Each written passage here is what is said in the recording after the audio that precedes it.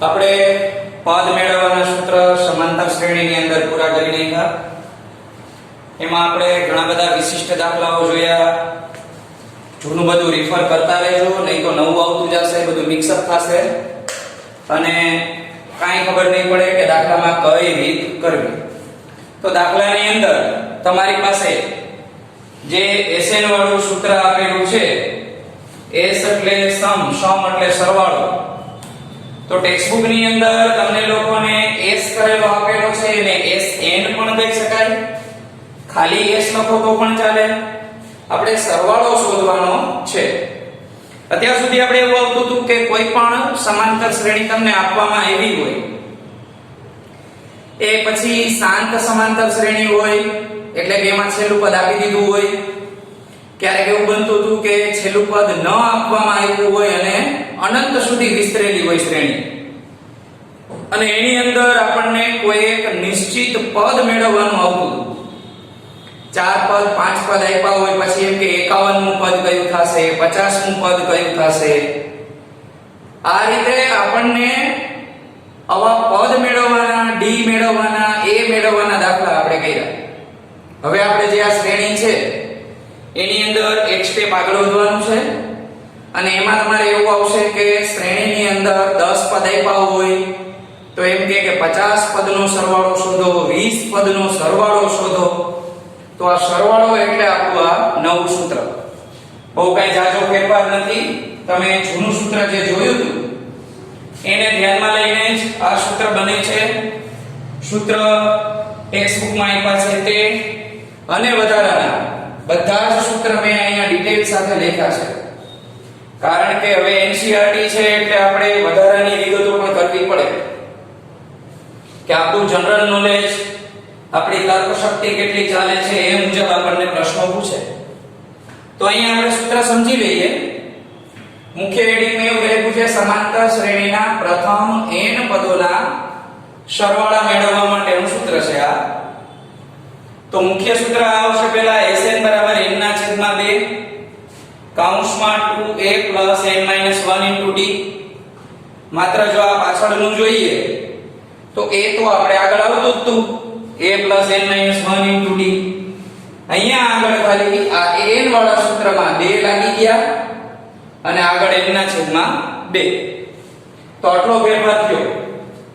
ક્યારેક તમને આ શ્રેણીની અંદર આખી સમાંતર શ્રેણી નહીં આપે, માત્ર ને માત્ર તમને એમ કહી દેશે કે આમાં પ્રથમ પદ એટલું છે, d ની કિંમત ન આપેલી હોય અને l એટલે કે an અંતિમ પદ આપી દીધું હોય, ત્યારે તમારે આ અંતિમ પદનું સૂત્ર લેવાનું થશે કે Sn બરાબર n ના છેદમાં 2 જે અહીંયા છે જ.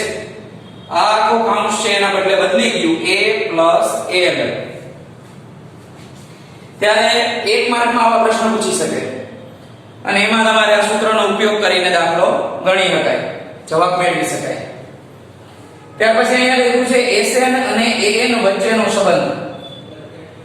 તો જો તમારે an જોતા હોય અને Sn ની કિંમત આપેલી હોય તો Sn Sn 1 કરતા an મળી જશે. આ બંને સૂત્ર છે એ વિશિષ્ટ છે. આમ જોઈએ તો આ બધા ડબલ એ રાખેલા છે. અહીંથી આ બધા સૂત્ર વધારાના અને વિશિષ્ટ સૂત્ર છે જે ખાસ યાદ રાખવા, પૂરેપૂરા માર્ક્સ કવર કરવા માટે. એવી રીતે d નું સૂત્ર પણ તમે આ કદાચ નહીં જોયું હોય, આપણે અગાઉ d ના સૂત્ર જોયા જ છે. એમાં આપણે એવું શીખ્યા હતા કે a2 a1 સાવ શરૂઆતમાં, a3 a2. એક સૂત્ર છેલ્લે મેં તમને એવું પણ કરાવેલું હતું કે d બરાબર am an છેદમાં m n. હવે આટલા બધા સૂત્રો હું બોલું છું, લખાવું છું, તો એક સ્માર્ટ વર્ક કરવા માટે તમે એવું કરી શકો, નાનકડી બુક અથવા ડાયરી રાખો, એની અંદર ચેપ્ટર પ્રમાણે સૂત્ર અને યાદ રાખવાના મુદ્દા છે ને એ જ ખાલી લખી લ્યો. એટલે દરેક આખા ચેપ્ટર માટે તમારે વધીને 1 કે 1.5 પેજ જેવું બનશે. હવે આ વસ્તુ ક્યારે કામમાં લાગશે? ગમે ત્યારે આપણે ફ્રી હોય અથવા તો એક્ઝામ હોય ત્યારે અગાઉ હાઇલાઇટ મેળવવા માટે, ઝડપથી અડધી કલાકમાં આપણે આખું ગણિતના બધા જ સૂત્ર જોઈ લેવા છે, તો આપણે જાતે લખેલા આપણા હાથે લખેલા સૂત્રની એક ડાયરી હોય તો આપણને આ થોડું સહેલું પડે. ઘણી બધી જગ્યાએ જે અવેલેબલ પણ છે, પ્રિન્ટેડ પણ આપે છે, પણ આપણે લખશું તો એટલું આપણું રિવિઝન વધશે. તો આ લખી લેવા સૂત્ર, જેથી કરીને આપણા માટે ફાયદારૂપ થાય. તો અહીં સુધી આપણે જોયું. હવે ક્યારેક એવું પણ પૂછે છે કે પ્રથમ n પ્રાકૃતિક સંખ્યાઓનો સરવાળો. તો પ્રથમ n પ્રાકૃતિક સંખ્યા એટલે પહેલા તો આપણને 9મા ધોરણનું યાદ કરવું પડે. તો પ્રાકૃતિક સંખ્યાઓ કઈ કહેવાય? તો કે 1 થી શરૂ કરી અનંત સુધી વિસ્તરેલી હોય એને પ્રાકૃતિક સંખ્યા કહેવાય. 1 2 3 4 5 એવી રીતના અનંત સુધી ચાલે. તમને એવું પૂછે કે ભાઈ આ n પ્રાકૃતિકમાં એમ કહી દે કે ભાઈ 1 થી 50 સુધીની સંખ્યાનો સરવાળો શોધો. તો 1 + 2 + 3 + 4 + 5 + 50 સુધી ન કરાય, પણ સીધો તમે n કૌંસમાં n + 1 અહીંયા 50 લખી નાખો, અહીંયા 50 લખી નાખો, છેદમાં 2 કરો, સૂત્રનું સાદું રૂપ આપો, એટલે તમને પ્રથમ પ્રાકૃતિક પહેલી 50 સંખ્યા છે એનો સરવાળો મળી જાય. એવી જ રીતે થોડા આગળ વધીએ તો અયુગ્મ અને યુગ્મ, આવી બે ડિટેલ આપી છે. અયુગ્મ એટલે એકી સંખ્યા થાય. આ પણ આપણે આગળ સમજી ગયા છીએ કે અયુગ્મમાં અ આવે, એકી સંખ્યામાં પણ અ આવે. ઘણા વિદ્યાર્થીઓ ભૂલી જાય છે કે અયુગ્મને શું કહેવાતું હશે, એકી સંખ્યા કહેવાય કે બેકી સંખ્યા કહેવાય. આખું વર્ષ પ્રેક્ટિસ કરી હોય પણ ક્યારેક પેપર અઘરું આવી જાય અથવા તો કાંઈક આપણે મન વિચલિત થઈ જાય, કાંઈક ટેન્શનમાં આવી જાય તો ભૂલી જાય, તો અ યાદ રાખવાનું. અયુગ્મ એટલે એકી સંખ્યા. તમને એમ કહે કે પ્રથમ 50 અયુગ્મ સંખ્યા છે એનો સરવાળો કેટલો થાય? તો એના માટે આપણે 1 + 3 + 5 + 7 + 9 આવી રીતે એક મૂકીને એકી સંખ્યાઓનો સરવાળો કરવાનો ન થાય, પણ માત્ર તમે અહીંયા n નો સ્ક્વેર કરી નાખો તો તમને જવાબ મળી જાય. એવી જ રીતે બેકી સંખ્યા માટે n નો સ્ક્વેર + n. તો અહીંયા આગળ મોટા ભાગના સૂત્રો છે એ આપણે કવર કરી લીધા છે. જો કોઈ સૂત્ર એવું લાગે કે રહી ગયા છે તો એ સૂત્ર આપણે વચ્ચે વચ્ચે દાખલાઓની અંદર કે સ્વાધ્યાયની અંદર આપણે લઈ લેશું. તો શરૂઆત કરીએ આપણે નવા પોઈન્ટની 5.3 માટે. 5.3 શરૂ કરતા પહેલા આપણે એકાદું ઉદાહરણ લઈ લઈએ. તો ઉદાહરણ 11માં ઉદાહરણમાં આપણને ડિટેલ આપેલી છે સરવાળો શોધવા માટેની. તો એ આપ્યું છે પેજ નંબર 92 ઉપર. રકમમાં આપણે ધ્યાન આપશું, શું કીધું છે જોઈ લઈએ.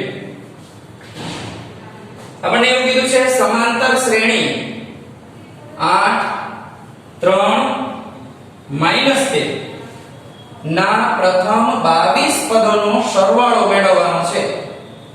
તો આપણી પાસે તો અત્યારે 3 જ પદ આપ્યા છે. આ 3 પદમાંથી આપણને નથી ખબર કે 22 પદ કયા હશે, આપણે એનો સરવાળો જોઈએ છે. તો ઉદાહરણ 11 આપણે શીખીએ.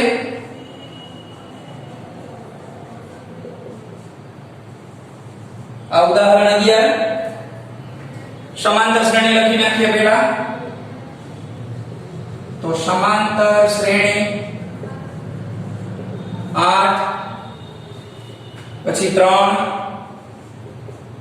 -2 પ્રથમ 22 પદનો સરવાળો કીધો છે. 22 પદોનો સરવાળો. તો આપણે ડિટેલ લખીએ આની અંદર, પછી સૂત્રમાં કિંમત મૂકશું. તો સૌથી પહેલા આપણે a લખીએ તો a કેટલો થશે? 8. આ a બરાબર 8. d એટલે જૂનું યાદ કરાવવું, a2 - a1. આમાં આપણે કરીએ 3 - 8 તો આપણને મળે d ની કિંમત 5. પછી તમે આ ત્રીજું પદ અને બીજું પદ બાદ કરશો તો એ જ જવાબ મળે. આપણે s 22 મેળવવાના છે એટલે કે n બરાબર 22 લેવાના થાય. 22 પદોનો સરવાળો જોઈએ છે. તો આપણું સૂત્ર Sn બરાબર n ના છેદમાં 2 કૌંસમાં 2a plus n minus 1 into d માં જ્યાં નિશાની આવે છે નિશાની લખવાની ભૂલવાની નથી. આ બે વચ્ચે ગુણાકારનો સંબંધ છે. અહીંયા મોટો કૌંસ કરેલો છે કારણ કે અંદર એક નાનો કૌંસ આવી ગયો છે. બે વખત આપણે નાનો કૌંસ ન કરી શકીએ. કિંમત મૂકીએ. s 22 ના છેદમાં 2 a ની કિંમત 8 આપી છે 22 માઈનસ 1 d એટલે 5 22 ના છેદમાં 2 એટલે 11 અહીંયા 8 2 16 22 માંથી 1 જશે તો 21 મળશે. એની સાથે 5 નો ગુણાકાર કરવાનો છે 11 આ 16 21 પંચા 105 105 માં આપણે 16 ઉમેરીએ તો 121 મળે. આ 121 નો ગુણાકાર આપણે 11 સાથે કરવાનો થાય 121 એને ગુણ્યા 11 1 એકા 1 2 એકા 2 1 એકા 1 1 એકા 1 2 એકા 2 1 એકા 1 તો આપણને મળે 1331. તો s 22 1331 આપણને મળે. તો આ રીતે સરવાળાનું સૂત્ર છે એ ઈઝી છે. એમાં કઈ વધારે બહુ અઘરી ગણતરી નથી આવતી. જૂની ગણતરી આપણે કરતા હતા એ જ ટાઈપની ગણતરી આવશે. ત્યાર પછી આપણે જોઈએ 12મું ઉદાહરણ. તો ઉદાહરણ 12 ની અંદર ઉદાહરણ 12 એમાં વિગત આપી છે આપણને સમાંતર શ્રેણીના પ્રથમ 14 પદનો સરવાળો 1050 આપ્યો છે કે ભાઈ s14 આપણને આપી દીધો છે 1050. પ્રથમ પદ 10 આપી દીધું છે તો અહીંયા આપણે લખીએ પ્રથમ પદ એટલે કે a 10 આપી દીધું. પછી આપણને કીધું છે તો તે શ્રેણીનું 20મું પદ શોધો. હવે 20મું પદ એટલે એ તો પાછું આપણું આગલું આવી ગયું 5.2 માં આવતું હતું તે કે a 20 કેટલા થાય. તો ઉકેલમાં પણ તમને ડિટેલ આપેલી છે. s14 એનો અર્થ એમ થાય કે n બરાબર 14 આપણે લેવાના થશે. તો આની અંદર તમારે ગણતરીની અંદર બે ગણતરી કરવાની થાય. કઈ રીતે બે ગણતરી થશે એ કહી દઉં. સૌથી પહેલા આપણે Sn વાળું સૂત્ર લખીએ. Sn બરાબર n ના છેદમાં 2 કૌંસમાં 2a plus n minus 1 into d. Sn એટલે s14 આયા 14 ના છેદમાં 2 a એટલે આપણને આપી દીધા છે 10 n એટલે 14 માઈનસ 1 પણ d ક્યાંય દેખાતો નથી. એનો અર્થ એમ થાય કે પહેલા આપણે d મેળવવો પડશે પછી એ n વાળું સૂત્ર જે આવે એમાં આપણે d ની કિંમત મૂકી અને દાખલો પૂરો કરવાનો થાય. તો s14 ની વેલ્યુ તો કે 1050 14 ભાગ્યા 2 ભાગાકાર થઈ શકે છે તો હું 7 લખી નાખીશ. માની લ્યો કે 11 ના છેદમાં 2 આવે તો 5.5 નહીં લખવાના એને એમને રહેવા દેવાના ક્યાંક છેદ ઉડી જ જશે. અંદર કૌંસની ગણતરી 10 2 20 14 માંથી 1 બાદ કરીએ તો 13 વધશે 13d. 7 ને આપણે ગુણાકારમાં લઈ જઈએ સોરી ભાગાકારમાં. ગુણાકાર અહીંયા કરશો તો પણ ચાલે એના કરતા 7 અહીંયા ભાગાકારમાં લઈ જવા થોડું સહેલું પડશે. તો 1050 એના છેદમાં 7 બરાબર 20 13d. 15 સત્તા 105 થાય. આપણે છેદ ઉડાડી નાખીએ. 15 સત્તા 105 અને 0 એડ કરી દે અહીંયા તો આપણું સ્વરૂપ એક આવું મળે 150. આ 20 છે એ પ્લસ છે આ સાઈડ આવશે તો માઈનસ થશે અને અહીંયા 13d એમ નંબર બાદબાકી કરી નાખીએ તો 130 મળે બરાબર સામે 13 ડી આપેલા જ છે 130 ના છેદમાં 13 આપણે લખી નાખીએ તો 13 10 130 ડી આપણને 10 મળે આ ડી આપણને 10 મળ્યો એ આપણે A20 માં મૂકશું એટલે કે an વાળું સૂત્ર an બરાબર a n 1 * d 20 છે એટલે અહીંયા લખાય A20 a ની કિંમત 10 હતી અહીંયા પણ લખેલી છે 10 પછી પ્લસ 20 1 અને d આપણને 10 મળ્યો તો અહીંયા મળે 10 20 માંથી 1 જશે તો 19 મળે 19 10 190 અને 190 ની અંદર આપણે 10 ઉમેરી દઈએ તો આપણને પૂરેપૂરા 200 મળે જે આપણને જવાબમાં નીચે લખેલું હોય છે 92 માં પેજ ઉપર તો આ રીતે એક દાખલામાં હવે 11મું ઉદાહરણ કર્યું ત્યારે એક જ દાખલો પૂછ્યો તો માત્ર સરવાળો પૂછ્યો તો 22 પદનો જ્યારે આપણે એના પછીનું ઉદાહરણ લીધું તો એની અંદર તમારે બે દાખલાઓ કરવા પડ્યા આપણે ઉદાહરણ 13 લઈએ 13માં ઉદાહરણની અંદર શું ડિટેલ આપેલી છે એ સમજીએ પેજ નંબર છે 93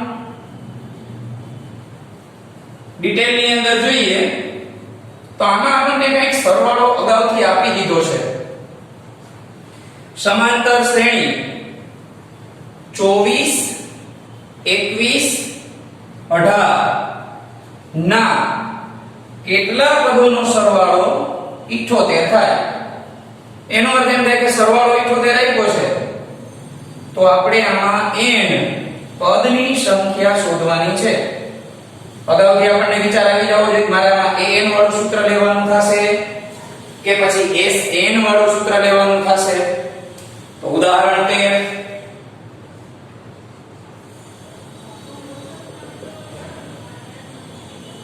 એની સમાંતર શ્રેણી લખી નાખી આપણને આપેલી છે તે 24 21 18 ના કેટલા પદોનો સરવાળો 78 થાય તો આમાં આપણને આપ્યું છે લખી નાખીએ a એટલે 24 આપ્યા છે d એટલે 21 માંથી 24 બાદ થાય તો -3 વધે જો એક માઈનસ લખતા ભૂલી જાવ ને તો પણ દાખલાનો જવાબ નહીં આવે એટલે નિરાતે સમજી વિચારીને લખવાનું સરવાળો આપણને આપી દીધો છે 78 n ની સંખ્યા મેળવવાની છે તો આપણે આપણું સૂત્ર લખીએ sn વાળું